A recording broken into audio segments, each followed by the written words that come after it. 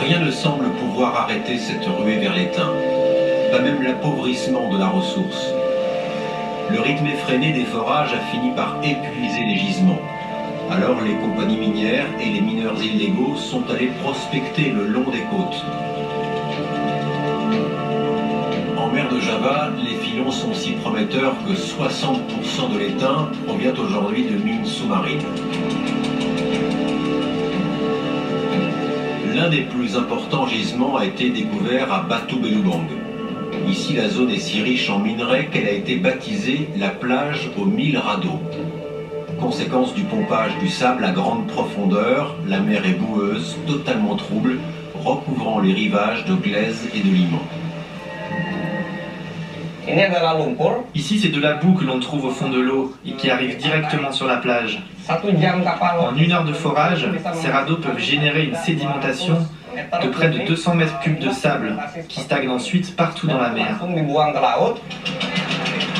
Mineur depuis 3 ans, Achan ne se préoccupe guère de la pollution qu'il génère, pourvu qu'il extrait ses 10 kilos quotidiens. La mine est le premier moyen de subsistance pour gagner sa vie ici. J'aurais pu être pêcheur, mais je n'avais pas assez d'argent. Il en fallait pour acheter un gros bateau et espérer des revenus importants. C'est pour ça que j'ai décidé de devenir mineur. Au moins, l'investissement matériel est faible et je peux bien gagner ma vie. Chaque jour sur les plages, c'est le même balai. Des centaines de tonnes de cassitérite sont déchargées de barges qui font la navette avec des bateaux creusant au large. Comme le KIP-11, une usine flottante de 80 mètres de long. Elle fait partie d'une flotte de 53 navires appartenant à PT Tima. Aux commandes, le capitaine Missianto. Il coordonne ce jour-là une opération d'extraction à 32 mètres de profondeur.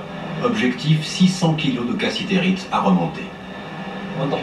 Pour extraire l'étain, nous utilisons une tête foreuse placée au bout d'une tige qui broie le sous-sol marin. Une fois que les matériaux ont été concassés, une pompe aspire le mélange de sable, d'eau et de roche. Et elle envoie sur le pont où il sera tamisé.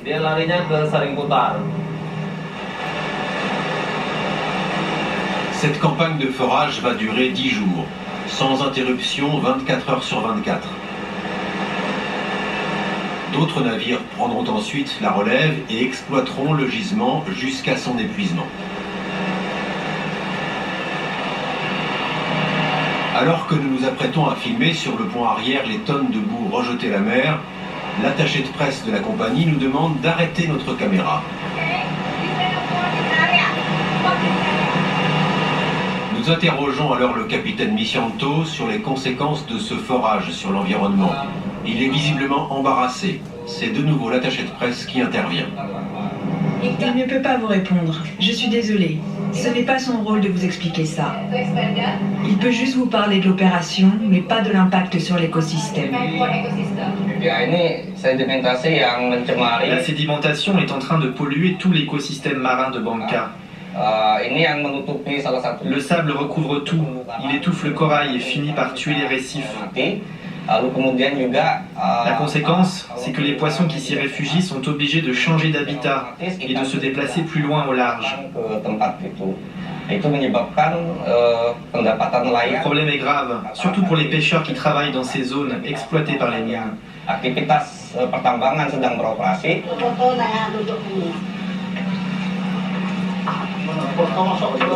Les pêcheurs vivent mal cette cohabitation forcée, à l'origine, selon eux, d'une baisse de la ressource halieutique.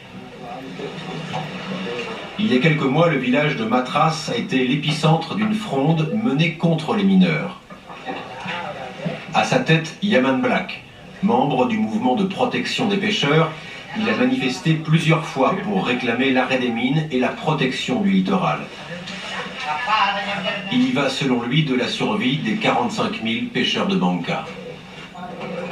Nous nous battrons le temps qu'il faudra pour que le gouvernement agisse. Nous continuerons à protester devant le palais du gouverneur de la province. Nous lui avons demandé de mettre un terme aux mines illégales qui se trouvent au large de la plage de Matras. On se sent délaissé dans notre combat. Les autorités ont été très lentes à aider les pêcheurs locaux.